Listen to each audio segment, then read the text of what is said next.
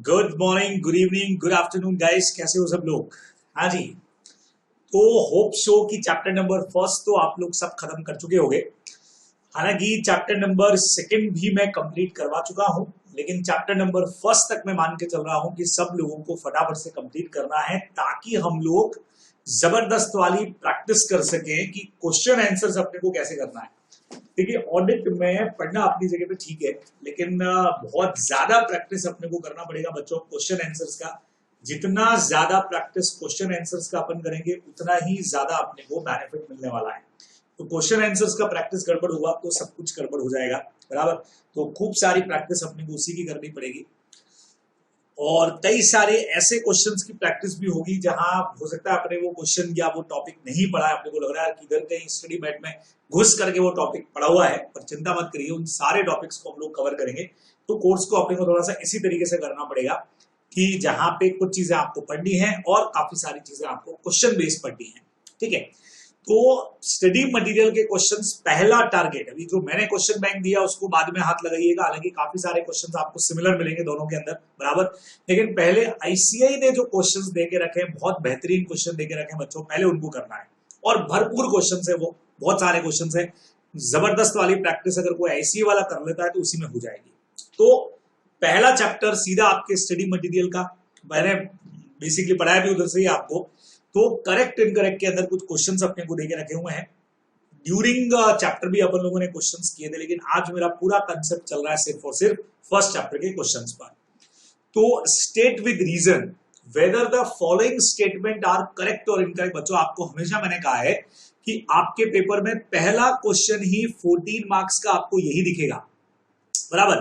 Total 8 questions रहेंगे, 2 number का एक क्वेश्चन, 16 नंबर। बराबर। जिसमें से आपको कहा जाएगा कोई भी 7 अटेंड करिए, 7 इंटू 2 यानी 14 मार्क्स का आपका पहला क्वेश्चन, वो भी कंपलसरी क्वेश्चन है जिसको कॉम्प्रो भी नहीं कर सकते। कॉम्प्रोमाइज कर दिया, छोड़ दिया तो नहीं छोड़ सकते भाई, नंबर उड़ जाएंगे अपने सारे के सारे, छोड़ दिया तो ये अपने को ध्यान में रखना पड़ेगा। बराबर। तो क्या दिया है बच्चों पहला question, the basic objective of audit does not change with reference to nature, size और फॉर्म ऑफ एन एंटिटी।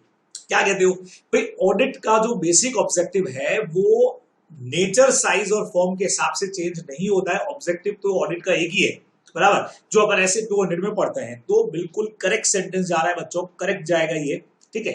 लेकिन इसका आंसर लिखना कैसे। अब आप पूरा चैप्टर पढ़ने के बाद जब क्वेश्चंस का प्रैक्टिस करो तो सबसे पहले सोचो कि पहली चीज आपके माइंड में क्या आई। ये पढ़ते आया कि सर हमारा पूरा फोकस गया बेसिक ऑब्जेक्टिव के ऊपर। ठीक है। फिर सर यहां पे लिखा है कि does not change with the nature, size and form. तो सर कहीं ना कहीं ऑडिट की डेफिनेशन पे भी हमारा दिमाग गया कि भाई audit is an independent examination, बराबर, of financial statement of the entity, बराबर, irrespective of the its nature, size and form of the entity. Sir ये लाइन तो हमने वहां पढ़ी है, कहां पढ़ी है, ऑडिट की डेफिनेशन में पढ़ी है सर। और बेसिक ऑब्जेक्टिव की बात करें तो ऐसे 200 में अपन ने पढ़ा है। तो form and expressive opinion that financial statement are free from material misstatement and form and opinion. तो सर दो चीजें कहीं ना कहीं आंसर में आनी चाहिए। अच्छा, कुछ ज्यादा लिख दिया, 1-2 लाइन एक्स्ट्रा तो फर्क नहीं पड़ेगा। ठीक है, कम नहीं होना चाहिए। तो मैं ये कोशिश करवाना चाह रहा हूं आपसे कि क्वेश्चन, इसीलिए मैंने कहा था चैप्टर पहले होना बहुत जरूरी है। एक बार चैप्टर हो गया, ये क्वेश्चन पढ़ते ही दिमाग में क्या आता है, आंसर क्या क्लिक करता है कि यस सर, ऑडिट का डेफिनेशन कहीं दिमाग में आ रहा है, बेसिक ऑब्जेक्टिव की बात दिमाग में आ रही है, दो चीजें से दिमाग में आ रही है हमारे। अब आओ बच्चों, आपको दिखाता हूं कि इन्होंने आंसर में क्या लिखा है। करेक्ट। ठीक है, आपको भी ऐसे ही शुरुआत करनी है। Correct. An audit is an independent examination of financial information of entity, whether profit oriented or not। बच्चों, सबसे पहली पॉइंट जो अपने डेफिनेशन पढ़ा था वो पूरी आ गई। Irrespective of the size or legal form, when such examination is conducted with a view to expressing an opinion thereon। यानी ऑडिट का जो डेफिनेशन अपन ने पढ़ा था वो यू क्यों आ गया। ठीक है। अब सर इतना ही लिख दे तो चलेगा क्या। सर ऐसे 200 का रेफरेंस देके आप दे सकते हो, चाहो तो जैसे अगले क्वेश्चन में दिया वहां पे भी लगाइए, हमको मना नहीं है। एक्स्ट्रा कुछ भी लिख रहे हो तो दिक्कत क्या है। बराबर। लेकिन इतना ही नहीं लिखना है, आगे की 2 लाइन देखो। It is clear that. अब अपने को ये भी तो बता रहे हैं कि हाँ भाई, तो सेंटेंस में लिखा हुआ था वो करेक्ट है। तो it is clear that basic objective of auditing is expression and opinion of financial statement does not change with reference to nature, size and form. तो it is clear that, so we can say, और फिर ये 2 लाइनें वापस repeat मारो। अगर वो नहीं लिख रहे अपन तो वही लाइनें वापस रिपीट मारिए बच्चों। So it is clear that the basic objective of audit does not change with reference to nature, size और फॉर्म ऑफ एन एंटिटी। ये लाइन वापस वहां एज इट इज डाल दीजिए, यानी मेन आंसर लिख के ये दो लाइंस वापस से आप रिपीट कर दीजिए, वहां पे आपका आंसर बन जाएगा। 2 नंबर का क्वेश्चन है, पूरी कोशिश करेंगे कि 1.5 या फिर 2 नंबर अपन लेके पड़े वहां पे। दिक्कत क्या हो रही है बच्चों, स्टूडेंट्स के इस 14 में से मैक्स 7 नंबर ही आ रहे हैं। 2 में से एक ही नंबर वो अचीव कर पा रहे हैं, दूसरा नंबर अचीव ही नहीं कर पा रहे, आधा नंबर भी एक्स्ट्रा नहीं ला पा रहे। हम टारगेट लेके चल रहे हैं 14 में से कम अपने को 10, 11 नंबर, 12 नंबर तक तो पहुंचे रही, तो 10 तक तो लाने ही लाने बराबर से। ऐसा नहीं कि 7 नंबर पे हम लोग रुक गए बच्चों, तो इसीलिए जितना बेटर कर सकते हैं उतना करेंगे। तो फर्स्ट पॉइंट समझ में आया आपको कि आंसर को कैसे ड्राफ्ट करना है, आंसर कैसे लिखना है, ठीक है। सेकेंड पॉइंट बच्चों, the purpose of an audit to enhance the degree of confidence of intended user of the financial statement। ये क्वेश्चन अपने आप में बहुत खतरनाक है बच्चों, सुनना किस लिए।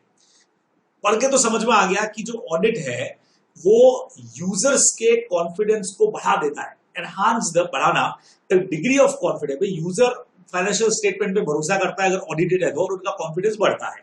तो सर ये सेंटेंस भी एब्सोल्युटली करेक्ट है। अब इसका आंसर कैसे लिखना, तो मैक्सिमम स्टूडेंट क्या जाएंगे बच्चों की sir intend users. Sir user तो अपन ने पढ़ा था, हमारे इनसाइडर आउटसाइडर यूजर होते हैं, उनको यहाँ पे क्वेश्चन के अंदर समझा देंगे और हम ये बता देंगे कि audit is beneficial for the creditor, for the bank, for the government, for the share holder, and they believe on the audit report, so it enhance the degree of confidence. ये बच्चों कॉमन स्टूडेंट के दिमाग में आएगा, लेकिन actual में ऐसा है नहीं। इन्होंने बोला है पर्पस ऑफ एन ऑडिट, तो ऑडिट के पर्पस पे बात कर ली है, तो आपको भी यही समझाना है ऑडिट का पर्पस। पर्पस बोले तो वही ऑब्जेक्टिव ऑडिट का क्या है, और उसी से आपको ये समझाना है कि भाई basic objective of an audit या पर्पस ऑफ ऑडिट क्या होता है। जहां आपको इंडिपेंडेंट एग्जामिनेशन करना है फाइनेंशियल स्टेटमेंट का, एंड ये बताना है कि they are free from material misstatement and report on it. और ये जब आप करोगे तो यही चीज उनके कॉन्फिडेंस को इंक्रीज करेगी, उनके कॉन्फिडेंस को रेस करेगी, है ना। मैं आपको दिखाता हूं बच्चों, इसका आंसर बहुत प्यारा आंसर लिखा है, ये देखिएगा, और बहुत बिल्कुल डिफरेंट टाइप का। एस पर एसे 200, मेरी बात को बिल्कुल दिमाग में सेट करो। जब भी ऐसे का नंबर लिख रहे हो तो उसका नाम पूरा लिखना बहुत जरूरी है, मार्क्स में हेल्प मिलेगी, इससे मार्क्स पे हेल्प मिलता है बच्चों। 1 नंबर करीब करीब इसका होता है, तो ऐसा नहीं कि 2 नंबर का क्वेश्चन है तो खाली ये लिख के आगे तो पूरा 1 नंबर आपको मिल जाएगा, नहीं, ठीक है।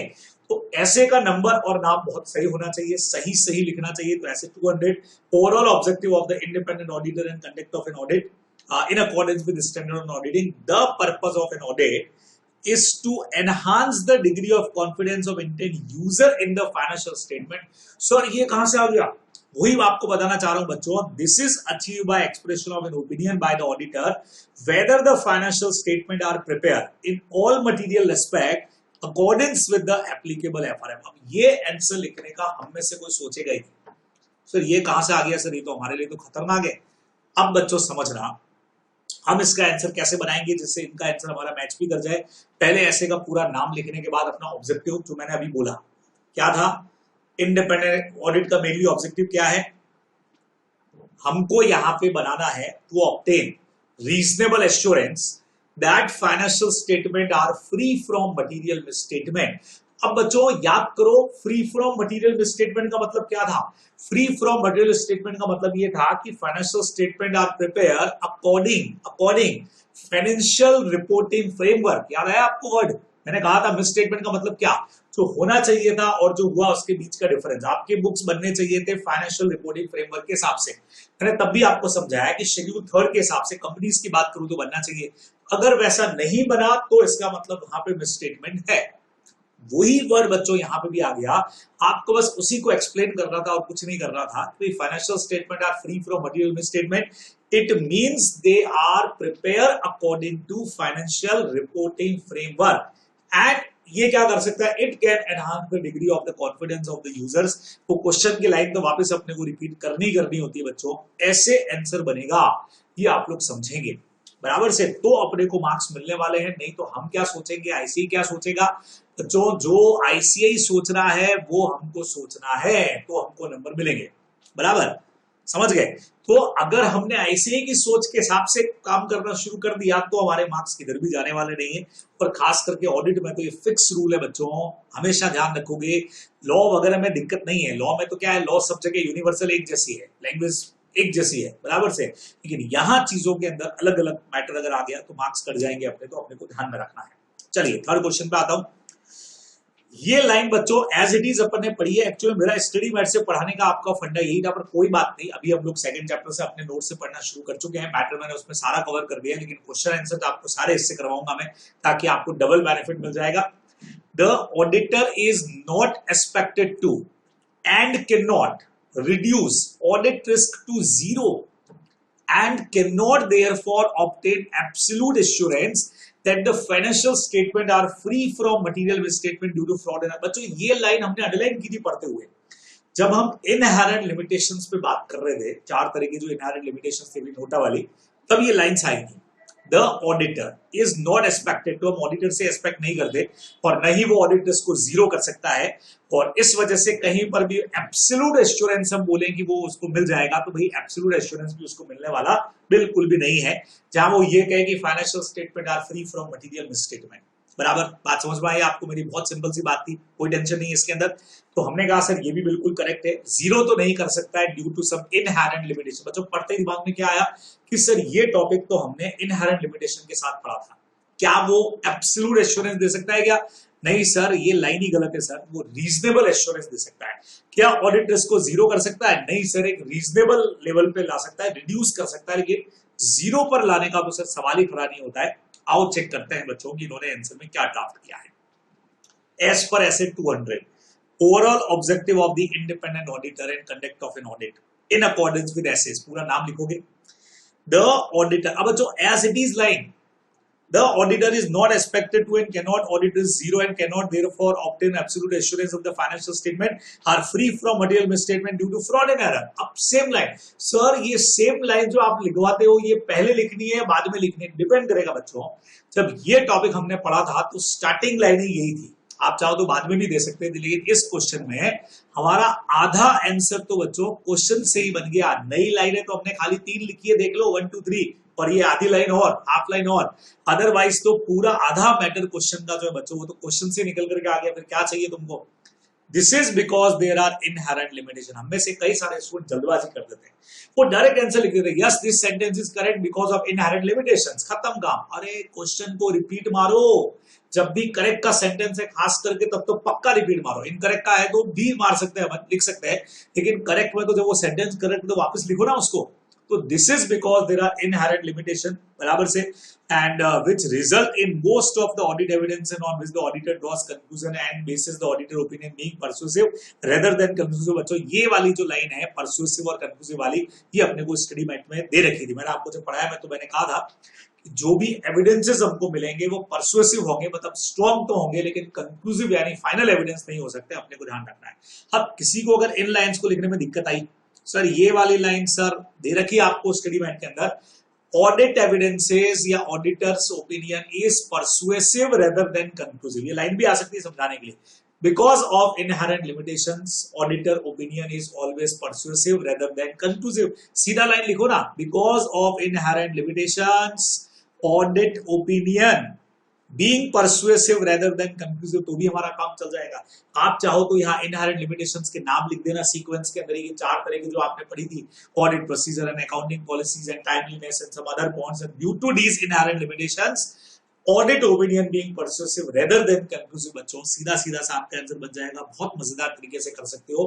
क्वेश्चंस का प्रैक्टिस जरूरी है, ये सब रिटर्न में फॉर्म करना, रिटर्न में ऐसे ओरली काम नहीं चलेगा, return return return and return. चलो फोर्थ वाला देखते हैं। The audit engagement letter is send by client to auditor. भाई कितनी बार आपको बताया, क्लाइंट से ऑडिटर C to A नहीं जाता है, A to C जाता है। छोटा सा क्वेश्चन है, दे रखा है SA 210 में, agreeing in the terms of audit engagement. Audit engagement letter is send by auditor to client. छोटा सा क्वेश्चन, मजेदार बात बताऊं, ये सारे क्वेश्चन 2-2 नंबर के आने वाले हैं, और ये क्वेश्चन भी एग्जाम में बहुत बार आ चुका है बच्चों, और आ जाए तो मजा आ जाएगा क्योंकि आंसर बहुत छोटा है। देखो अगले दोनों क्वेश्चन के आंसर एक एक लाइन में है। एज पर SA 210 नाम पूरा लिखना, agreeing the terms of audit engagement, इसको शॉर्ट नहीं करना है। The audit engagement letter is send by auditor to client. देखो क्या मजेदार चीज, एक लाइन में आंसर खत्म, 2 नंबर फॉरवर्ड के मिल गए तुमको, लेकिन प्रॉपर तरीके से प्रेजेंटेशन करोगे, ऐसे का नंबर, ऐसे का नाम और उसके बाद पूरी लाइन, तो मजा आने वाला है, आप लोगों को ध्यान रखोगे। बराबर बात समझ में आई मेरी? एकदम इजी क्वेश्चन। चलो 5th की तरफ लेके चलता हूं आपको मैं। तो ये सेंटेंस ही बच्चों हमारा, ये सेंटेंस इनकरेक्ट था क्योंकि करेक्ट सेंटेंस होता है ऑडिटर से क्लाइंट। चलो नेक्स्ट पे आता हूं। Specific disclosure is required of the fundamental accounting assumptions followed in the financial statement. बच्चों ये वाला जो क्वेश्चन है, ये एक बहुत जनरल क्वेश्चन बच्चों इन लोगों ने पूछ लिया है। सर जनरल क्वेश्चन है? हाँ जी, ये क्वेश्चन जाएगा AS1 से। सुनो सब लोग, जितना अच्छा अकाउंट्स और एएस पढ़ोगे उतना ज्यादा तुम्हारा ऑडिट का पेपर अच्छा होगा। मैं आपको फिर से बता दूं बच्चों, करीब करीब 10 से 15% पेपर आपका अकाउंट्स वाले सब्जेक्ट से बनेगा, वो चाहे अकाउंट्स हो चाहे एडवांस अकाउंट्स हो। और मजेदार चीज, मेरे ऑडिट के पेपर के पहले आपका अकाउंट्स का पेपर हो चुका होगा, दोनों ही, अकाउंट्स भी और एडवांस अकाउंट्स भी। तो एएस आप सब पढ़ के आ जाओगे वहां पे। जितना बढ़िया एएस पढ़ोगे उतना यहाँ पे काम आएगा। इन्होंने लिखा specific disclosure is required of fundamental accounting assumption followed in the financial statement. ये इनकरेक्ट सेंटेंस है और ये वही बता सकता है जिसने AS1 पढ़ा हो बच्चों। आपने अकाउंट से पढ़ा कि नहीं मुझे भी पता नहीं है, ये देख लो AS1 disclosure of accounting policy. Specific disclosure of the fundamental accounting assumption is required. तो कब होता है? If they are not followed in the financial statement. समझ में आया? जब वो नहीं फॉलो होते हैं तब डिस्क्लोज करने की जरूरत होती है। अगर फॉलो हो रहे हैं तो डिस्क्लोज करने की जरूरत ही कहां है बच्चों? AS1 में क्लियर आपको दे रखा है कि अगर आप फॉलो कर रहे हो एजम्पशंस को तो फिर आपको is required, if they are not followed तो आपको डिस्क्लोज करना है, अगर फॉलो कर रहे हो तो डिस्क्लोज करने की जरूरत नहीं है। तो इनकरेक्ट जाएगा बच्चों अपना सेंटेंस, ये अपने को ध्यान में रखना था। बराबर, तो वहां से आंसर बनेंगे। अगला क्वेश्चन देखते हैं। An auditor is considered to lack in independence, independence वाला point, if the partner of an audit firm deals with the share and securities of the entity। बच्चों समझना, ऑडिटर की इंडिपेंडेंस को खतरा माना जाएगा अगर ऑडिटर, मतलब वही फर्म का पार्टनर या ऑडिटर जो है वो जिसकी ऑडिट कर रहा है, जिस कंपनी की ऑडिट कर रहा है, उसके शेयर्स में वो डील करता है। अरे ये तो करेक्ट सेंटेंस जा रहा है अभी, क्या लगता है बच्चों आपको? बिल्कुल, ये तो इंडिपेंडेंस को खतरा लग रहा है। और इस वजह से हमने, अब ये वही कर पाएगा बच्चों जिसने कंपनी ऑडिट का चैप्टर कर लिया। मैं सब लोगों को कहना चाह रहा हूं, कई लोगों में से आप लोगों ने अभी कंपनी ऑडिट का चैप्टर किया नहीं बच्चों। कंपनी ऑडिट में हमारा सेक्शन डिस्क्वालिफिकेशन का 1413 जो है, उसका जो डी है, उसका जो फर्स्ट पॉइंट है वो यही आपको बात करता है बच्चों। 3D के अंदर अपने को ये देके रखा हुआ है कि कोई भी कंपनी का शेयर होल्डर जो है वो ऑडिटर बन ही नहीं सकता है बच्चों। जब आप शेयर होल्डर हो गए, it means you have interest in the company, और उस केस में आप ऑडिट के लिए इंडिपेंडेंट की कैटेगरी में नहीं आओगे, आप कर ही नहीं सकते हो। ये देखो उसी बेस पे इन्होंने आंसर बनाया होगा बच्चों, देखो क्लियर बोल दिया बच्चों। 1413D के हिसाब से शेल नॉट बी एलिजिबल अगर कोई भी पर्सन या उसका रिलेटिव या पार्टनर कोई भी सिक्योरिटी हेल्ड करता है बच्चों। ये वही कर पाएगा जिसने कंपनी ऑडिट पढ़ा है। तो मैं ज्यादा इसको डिटेल में डिस्कस नहीं कर रहा हूँ, बराबर। तो ये बिल्कुल सेंटेंस करेक्ट है। जब आप शेयर होल्डर होते हो तो आपका इंटरेस्ट वहां पे इन्वॉल्व रहता है। हाँ, ये पैराग्राफ जरूर सबने पढ़ा है बच्चों। अब आप चाहो तो आंसर इस बेस पे भी दे सकते हो, चाहो तो इस बेस पे भी दे सकते हो। जी हाँ, समझिएगा, दोनों ऑप्शंस करेक्ट हैं। सर ये अलग अलग है? यस बच्चों, और लगा देता हूं एक तरह से मैं, ये आंसर दोगे तो भी करेक्ट होगा, ये दोगे तो भी करेक्ट होगा। बाई चांस को इस चैप्टर में देना चाहे तो वो कह सकता है कि yes there are 5 type of threat, है ना। और उसमें से पहली थ्रेड बच्चों, सॉरी, एडवोकेसी थ्रेड का कनेक्शन इसी से था बच्चों। जब आप याद कर लेना एडवोकेसी थ्रेड को, जहां आप किसी कंपनी के शेयर्स को प्रमोट करते हो, तो जब आप किसी अपने ही क्लाइंट के शेयर्स को प्रमोट करोगे तो आपका इंडिपेंडेंस कैसे रहेगा, वो तो थ्रेड के अंदर आ जाएगा। याद आया सबको? चैप्टर पढ़ा होना चाहिए। तो अगर ऊपर वाला आंसर नहीं भी लिखोगे और ये लिख दोगे तो भी सही है। 5 टाइप ऑफ थ्रेड्स होती है, और अगर कोई भी पार्टनर जो है वो फर्म के शेयर या सिक्योरिटीज में डील कर रहा है, मतलब वो उसको प्रमोट कर रहा होगा, तो ये थ्रेड एडवोकेसी थ्रेड के नाम से जानी जाएगी। और ये लेकिंग ऑफ इंडिपेंडेंस होगी। कई लोगों को सेल्फ इंटरेस्ट थ्रेड भी लगेगी, सर खुद का फायदा है इसके अंदर, और उससे ज्यादा बच्चों ये एडवोकेसी के अंदर सीधा मैटर जा रहा है कि आप अपने ही क्लाइंट के शेयर्स को प्रमोट करते हो। तो ये अपने को ध्यान में रखना है। तो आप ये आंसर लिखेंगे तो भी उतने ही मार्क्स मिलेंगे, ऊपर से दोनों लिख दें तो ही है। पर आप कोई बाई चांस जिसने कंपनी ऑडिट नहीं पढ़ा वो इस बेस पे अपना आंसर देगा तो भी करेक्ट जाने वाला है, कि आपको ध्यान में रखना है। बराबर बात समझ में आ रही है मेरी सारी? आगे बढ़ू, देखो नेक्स्ट पे आते हैं। The audit engagement document should ordinarily be retained by the auditor for minimum 6 years. 6 साल तक संभाल के रखे जाते हैं. From the date of the auditor's report or the date of group auditor report, whichever is later. बच्चों ये 6 साल था, ये 7 साल था. सर इसका आंसर कहाँ मिलेगा बच्चों? ऐसे नंबर 220 आप लिख सकते हो, चाहो तो SQC1 भी लिख सकते हो, चेक करना है ना. जहां पे quality control in the audit of financial statement वाला पॉइंट है, ये 6 साल है कि 7 साल है, अपन ने पढ़ा है कितने साल तक आपको रिटेन करके रखना चाहिए. ये देखिए बच्चों, सेम लाइन आ गई SQC1. आप चाहते तो ऐसे 220 भी लिख सकते हो. यहाँ पे एस्टैब्लिश पॉलिसी एंड प्रोसीजर. अब मेरा तरीका सुनो, आप कॉमन स्टूडेंट क्या करेगा, तो सीधा लिख के आ जाएगा 2 लाइनें और 7 साल. लेकिन जिसको नंबर चाहिए, जो 2 में से 2 लाना चाहेगा, वो जानता है कि जब भी मैंने SQC1 पढ़ा या ऐसे 220 पढ़ा, तो सर ने बोला था एक वर्ड शुरुआत में हमेशा लगेगा, establish policy and procedure. Establish policy and procedure, तो वही वर्ड यहाँ पे आ गया, establish policy and procedure for the retention of engagement document. ऐसे 220 अपने हर पॉइंट के साथ में यही लगाता है. ठीक है कि भाई आपको ये मेंटेन करके रखना है, आपको मेंटेन करके रखना है, आपको मेंटेन करके रखना है. तो कितना मेंटेन करके रखना है बच्चों? क्लियर बोल दिया आपको यहाँ पे कि ये हमको मेंटेन करके रखना होता है कितना? 7 साल तक मेंटेन करना है बच्चों. The retention period of audit engagement ordinarily is not shorter than 7 years. अच्छा एक मिनट, एक और चीज आपको बताऊं. ये जो क्वेश्चन है, ये बेसिकली चैप्टर नंबर 2 में है क्या अपना? चैप्टर नंबर 2 ऑडिट डॉक्यूमेंटेशन का पार्ट है. वैसे तो हमारा चैप्टर नंबर 3 के अंदर दे रखा है. वैसे तो चैप्टर नंबर 3 में भी किधर आपको दे रखा है ये कि कितने टाइम तक आपको संभाल करके रखना चाहिए, रिटेंशन पीरियड कितना रहेगा, ये किसकी प्रॉपर्टी होते हैं सारे. पर खैर ठीक है, चैप्टर 3 में भी पढ़ेंगे बच्चों. ऑडिट डॉक्यूमेंटेशन के अंदर आएगा, ये चैप्टर 3 का पार्ट है. 7 ईयर है बच्चों ये आंसर. तो वहां से अपन इस क्वेश्चन को करेंगे. यह आ गया, लेकिन ये वहां से जाएगा बराबर. वैसे SQC1 में ही है इसका पार्ट पूरा का पूरा, पर चैप्टर 3 का है. चलिए, ऑडिट डॉक्यूमेंटेशन का यहां डाल दिया बच्चों, लेकिन ये चैप्टर 3 का पार्ट है. अपन करेंगे 3 के साथ ही इसको. 7 साल मैंने आपको बोल ही दिया था, तो 7 साल वहां पे है, पर अभी आपने किया नहीं है. चलिए अगले क्वेश्चन की तरफ बढ़ता हूं. Mister S, one of the new team member of auditor of extremely effective limited was a view. ऐसे बहुत सारे एग्जांपल देखे अपन ने इसमें. That for the purpose of conducting audit only knowledge of direct tax is required. क्या बात है sir, वो कह रहे हैं सिर्फ डायरेक्ट टैक्स का नॉलेज चाहिए, no knowledge of indirect tax. अब इसका आंसर तो कितना सिंपल है बच्चों, दिस इज इनकरेक्ट. और पूरा सेंटेंस वापस रिपीट मार दो. For the purpose of conducting audit only knowledge of direct tax is not required, whereas knowledge of indirect tax is also required. और क्या लिखेंगे बच्चों, क्या कहते हो? यही आंसर दिमाग में आता है, यही होना भी चाहिए. ये देखो, the viewpoint of Mr. S is incorrect because for the purpose of conducting audit proper knowledge of both direct tax and indirect tax is required. इससे सिंपल आपको क्या क्वेश्चन देंगे बच्चों? तो टिपिकल क्वेश्चन के साथ सिंपल क्वेश्चंस भी आएंगे. घबराओगे नहीं तो बहुत आराम से कर पाओगे. बस घबरा गए तो उधर जो डर गया वो मर गया. प्रैक्टिस प्रैक्टिस एंड प्रैक्टिस, बराबर. अकॉर्डिंग टू मिस्टर, और कोशिश करोगे धीरे धीरे क्वेश्चंस को पढ़ के आंसर ड्राफ्ट करने के, तो हो जाएंगे आपसे. According to mister H, one of the team member of auditor of very essential limited was a view. ऊपर वाले की तरह ही है. No relation existing between accounting and auditing. क्या बात है, भाई साहब कह रहे हैं अकाउंटिंग और ऑडिटिंग का आपस में कोई रिश्ता ही नहीं बच्चों. पूरा टॉपिक आपने पढ़ा हुआ है, ये भाई साहब भी इनकरेक्ट है. Because they are closely inter related. भाई ऑडिट करते ही किसका हो, अकाउंटिंग ही करते हो. So accounting knowledge is essential. मन से भी लिख सकते हो आप इसका आंसर. इन्होंने बढ़िया से आंसर लिखा है. व्यू पॉइंट इनका इनकरेक्ट है, बिकॉज दोनों के अंदर क्लोज रिलेशनशिप है. Audit is conducted for the financial statement of the company, है ना.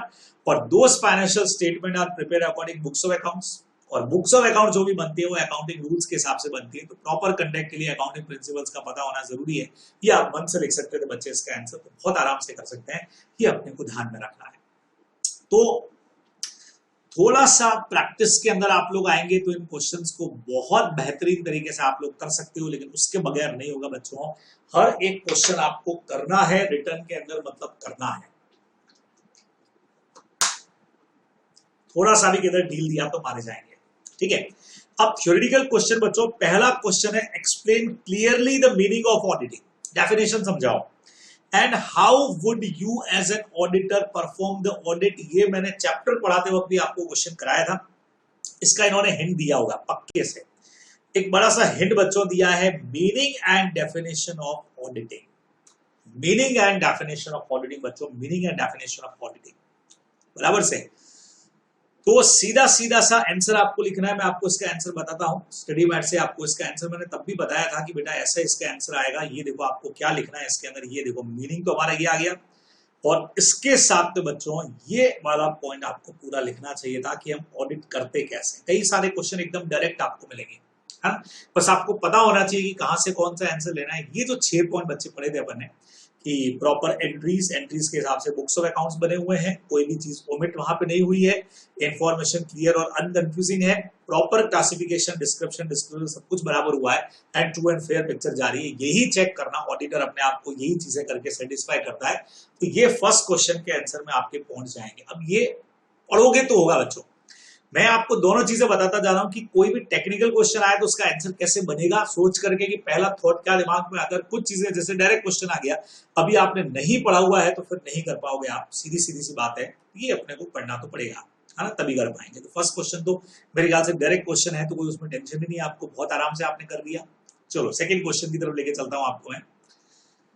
हाँ जी, सेकेंड क्वेश्चन है बच्चों, बहुत डिफरेंट टाइप का क्वेश्चन है। The independent audit of an entity's financial statement is a vital service to investor, trade payable and other participant in economic exchange. ये line इन्होंने लिख दी बच्चों की, जो हमारी इंडिपेंडेंट ऑडिट है वो इन सब के लिए सर्विसेज देती है ना, एक बढ़िया कोई यूजर्स के लिए बेनिफिशियल वाली लाइन आ गई। और इसका आंसर बच्चों इन्होंने खुद ने यहाँ पे एक आपको बना करके दिया, बहुत जोरदार वाला। अब ऐसे कुछ क्वेश्चंस का प्रैक्टिस खूब करना पड़ेगा बच्चों, क्योंकि ये क्वेश्चन पढ़ते ही हमारे दिमाग में आंसर आएगा ही नहीं। हम सोचेंगे सर इसका आंसर क्या लिखे, हम तो समझा देंगे पूरा इन्वेस्टर के लिए कैसे यूजफुल है, ये जो नाम वहां पे लिखे थे गवर्नमेंट के लिए, जो नाम थे क्रेडिटर्स के लिए कैसे यूजफुल है सर, और तो हम क्या आंसर देंगे सर इसके अंदर। इन ऑडिट की डेफिनेशन हम समझा देंगे, और इन सब के लिए कैसे ऑडिट यूजफुल है वो हम बता देंगे सर, इससे ज्यादा तो हम क्या समझाएंगे। वही चीज के लिए मैं आपको ये मेन क्वेश्चन आंसर करा रहा हूँ बच्चों। देखो इन्होंने कितना बड़ा आंसर लिखा है ना। मैं इतना सब कुछ लिखने को नहीं कह रहा हूं, पर कुछ तो लिखना पड़ेगा आपने को। देखिए इस आंसर को एक बार पढ़ते हूं मैं आपके साथ में कि इतना आंसर हम बना पाएंगे कि नहीं। ऐसा जबरदस्ती नहीं कि ऐसा आंसर हम बना ही पाए। Auditing along with other disciplines such as accounting and law occupy only with the knowledge that required to enter into auditing as a profession.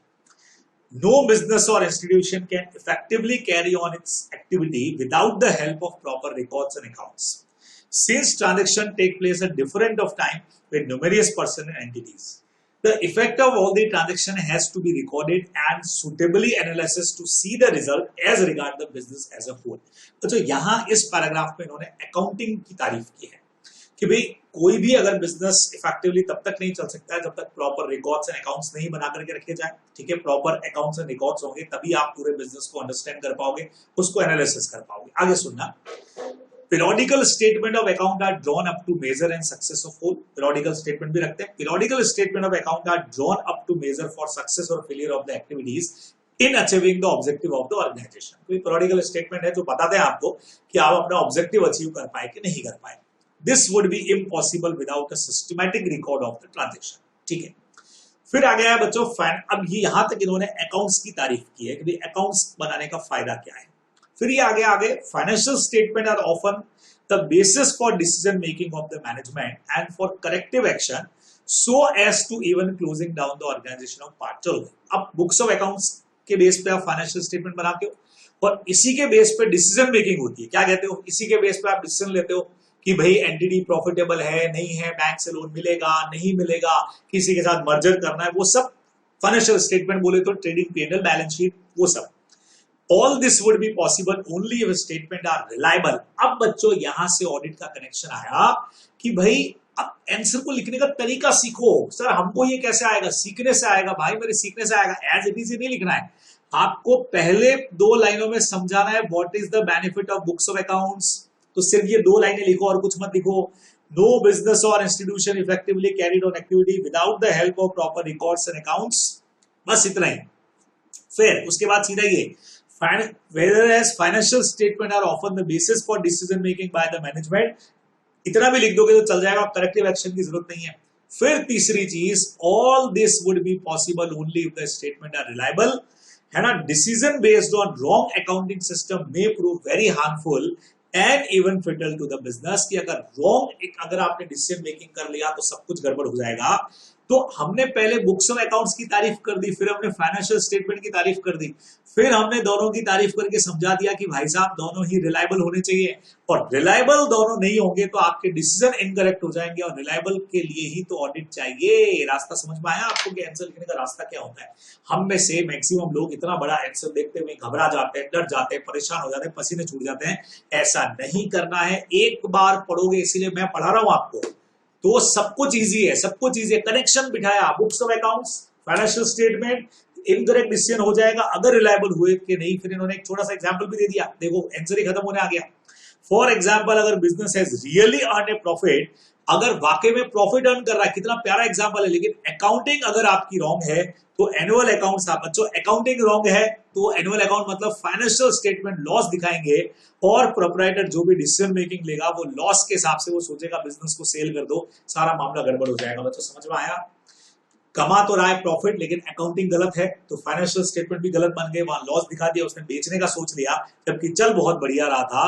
तो इस वजह से यहाँ पे ऑथेंटिसिटी ऑफ फाइनेंशियल स्टेटमेंट हमको चाहिए ही चाहिए। ये हमने समझा दिया कि भाई हाँ कितना ज्यादा ऑडिटिंग इंपॉर्टेंट है। फिर it is more essential for those have invested their money. अब यहाँ आपके यूजर की बात आ गई, जो पैसा इन्वेस्ट करने वाला है वो क्यों इन्वेस्ट करेगा भाई? For example share holders in company, तो वो आपके बुक्स ऑफ अकाउंट्स रिलायबल होंगे तभी भरोसा करके उसमें पैसा लगाएगा। ये तो आप लॉ में भी पढ़ के आए हो, तो पढ़ा था ना प्रोस्पेक्टस के अंदर लास्ट 3 ईयर से प्रॉफिट वाला अपना पॉइंट है ना। तो अब इन्होंने फाइनली आंसर दिया बच्चों, it is auditing which ensure that accounting statement are authentic। बात समझ में आया? तो in today's economic environment, information और accountability have assumed a larger role, बहुत बड़ा रोल प्ले करता है। और फिर ये लाइन बच्चों, ये क्वेश्चन की लाइन आ गई, as a result the independent audit of entity vital service to the as it is आ गई। तो बुक्स ऑफ अकाउंट्स को समझाया, फाइनेंशियल स्टेटमेंट को समझा दिया उनका रोल क्या है, फिर हमने समझाया कि उनको रिलायबल होना जरूरी है, नहीं तो ये डिसीजन मेकिंग गलत हो जाएगा। एक आध एग्जांपल चिपका दो, और फिर ये समझा दो कि it is only auditing that ensure accounting statement are authentic. खत्म। और आंसर की 2 लाइनें समझा दो, क्वेश्चन की 2 लाइनें डाल दो, आपका आंसर बन गया। तो कहीं घबराने की जरूरत नहीं है, बहुत आराम से कर सकते हो, बस ढंग से करोगे तो सब कुछ होगा। नहीं पहले ही सोच लिया, हथियार डाल दिए तो बेटा कुछ नहीं होना है। ठीक है, अगला क्वेश्चन डायरेक्ट है, स्टेट द ऑब्जेक्टिव। बच्चों ऐसे 200 के 2 ऑब्जेक्टिव लिखने हैं आपको, ये मुझे समझाने की जरूरत नहीं है। ठीक है, अगला क्वेश्चन भी डायरेक्ट है बच्चों, 5 टाइप की थ्रेड्स कौन सी होती है आपको समझाने को बोला है। तो self interest thread, self review thread, advocacy thread, intimidation thread, बराबर फैमिलिटी थ्रेड, वो अपने को पूछा है तो डायरेक्ट लिखनी है। तो इसमें मेरे समझाने के लिए कुछ नहीं, डायरेक्ट क्वेश्चन है, डायरेक्ट आंसर भी लिख सकते हो। ठीक है बच्चों, there are practical and legal limitation on the auditor's ability to obtain audit evidences. Limitation limitation limitation, जैसे ही लिमिटेशन वर्ड आया बच्चों, इनहेरेंट लिमिटेशन वाला पॉइंट एज इट इज लग जाएगा बच्चों, एज इट इज लग जाएगा। और पढ़ाते वक्त लेक्चर को वापस जाके देखना, ये 2 लाइनें मैंने अंडरलाइन कराई थी कि देखो ये वहां से 2 लाइनें एज इट इज निकल करके आ जाएंगी और आपसे पूछ लेंगे। तो बच्चों देखो 5th के आंसर में इन्होंने हिंट भी दिया होगा आपने को पक्का। इनहेरेंट लिमिटेशन बच्चों ये देखो, इसमें भी कौन सा वाला, इसमें भी नेचर ऑफ ऑडिट प्रोसीजर वाला। सर खाली नेचर ऑफ ऑडिट प्रोसीजर वाला ही आएगा क्या?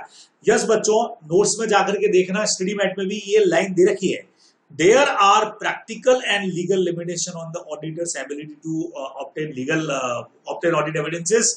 और ये 2 लाइनों के साथ ये 3 पैराग्राफ आपको समझाए गए हैं, वहां पे अपने क्लास में भी डिस्कस किए बच्चों, वही वाला अपना रॉन्ग डूइंग वाला और वो सारा, तो ये अपने को ध्यान में रखना, ये 3 पॉइंट ही आएंगे। तो सर इनहेरेंट लिमिटेशन से पूरा नहीं आएगा क्या? नहीं बच्चों, सिर्फ उसका जो 1 पॉइंट था नेचर ऑफ ऑडिटिंग वाला, जो अपना पॉइंट था, ऑडिटिंग का नेचर ही ऐसा, सिर्फ वही आ रहा है।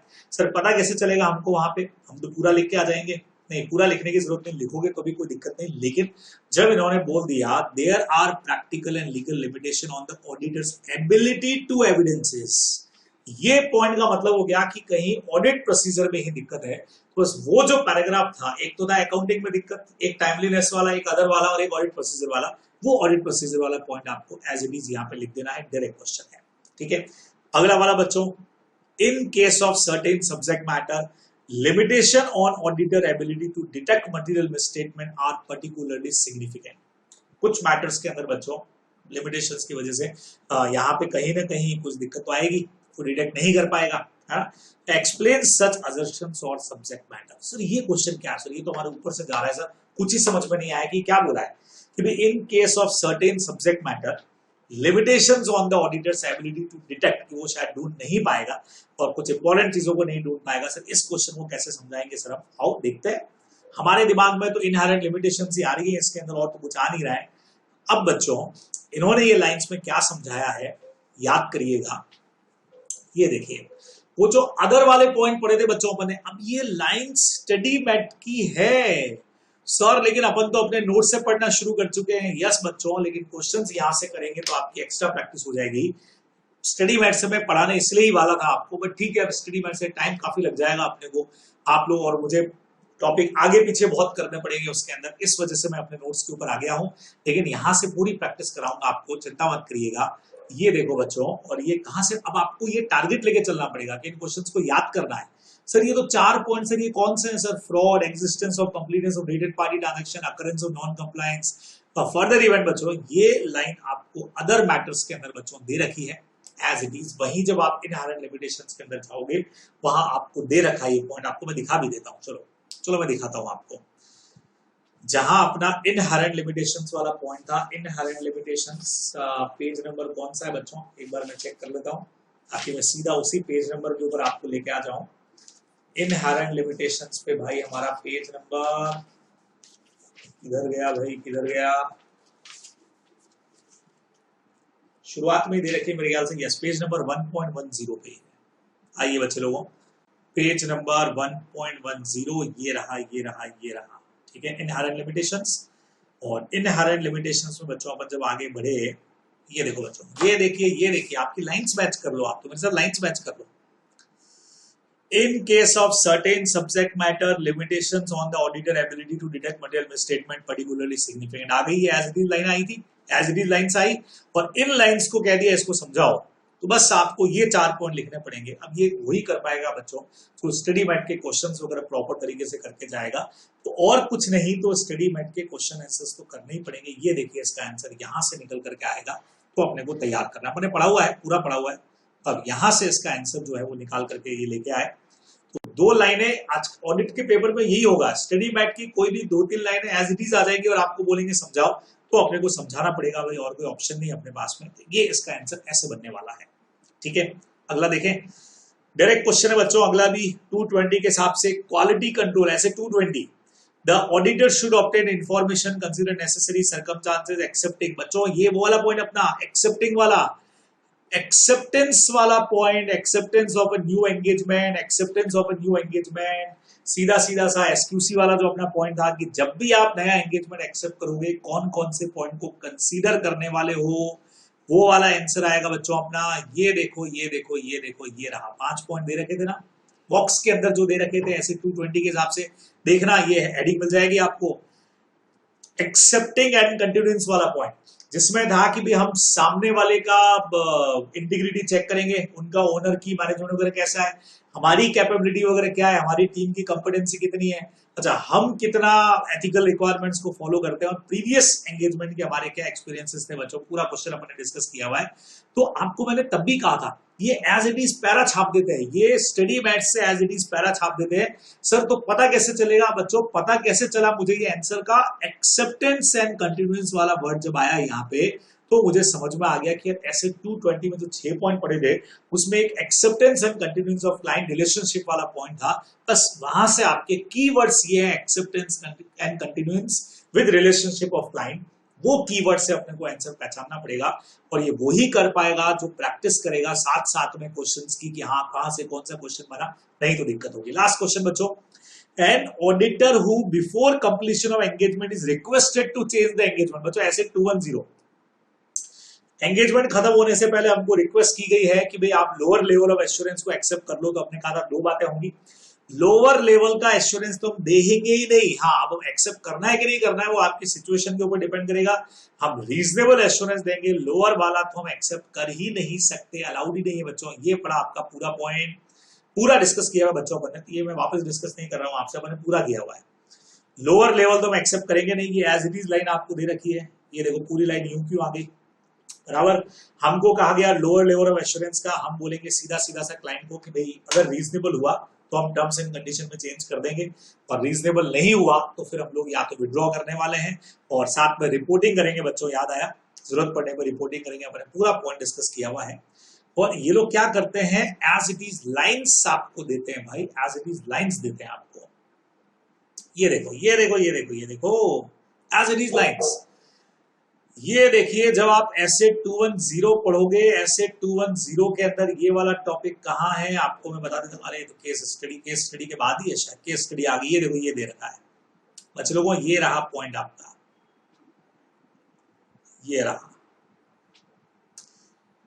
द and same question की lines, an auditor who before the completion of the engagement is requested to change the engagement, जैसे lower level of assurance आए तो आपको उसका appropriateness देखना पड़ेगा। आपको मैंने पूरा समझाया, आप देखोगे कि आपको रीजनेबल लग रहा है कि नहीं लग रहा है। अगर रीजनेबल लग रहा है आपको तो उस केस के अंदर केयरफुली देखोगे तो आप एक्सेप्ट कर लोगे, नया एंगेजमेंट लेटर दे दोगे जिसमें पुराने वाले के बारे में कुछ भी नहीं लिखोगे। ये देखो ओरिजिनल एंगेजमेंट के बारे में कुछ भी नहीं लिखेंगे और जो प्रोसीजर आपने कर दिया उसके बारे में भी कुछ नहीं लिखेंगे। और अगर रीजनेबल नहीं लगा तो हम विड्रॉ करेंगे, बराबर। और साथ में अगर रिपोर्टिंग वगैरह आपको करनी पड़े तो हम वो भी करेंगे। पूरा टॉपिक हमने पढ़ा हुआ है। तो ऐसे लाइन्स आएंगी और ऐसे क्वेश्चन के आंसर्स बनेंगे तो आपको प्रैक्टिस करना पड़ेगा, ठीक है, बराबर। बात समझ में आई? तो ये फर्स्ट चैप्टर का आपको मैंने प्रैक्टिस कराया है। तो फर्स्ट चैप्टर को फटाफट से खत्म करिए, जिन्होंने खत्म कर लिया वो इसके क्वेश्चंस करिए। मैं सेकंड चैप्टर के क्वेश्चंस कराने के बाद फिर चैप्टर नंबर 3 के ऊपर आगे बढ़ूंगा, ठीक है। तो तरीका समझ में आया कि कैसे क्वेश्चन। अच्छा, कोई copy as it is language करने की जरूरत नहीं है, आप अपने हिसाब से लैंग्वेज को बना सकते हो, वो आपको मना नहीं है।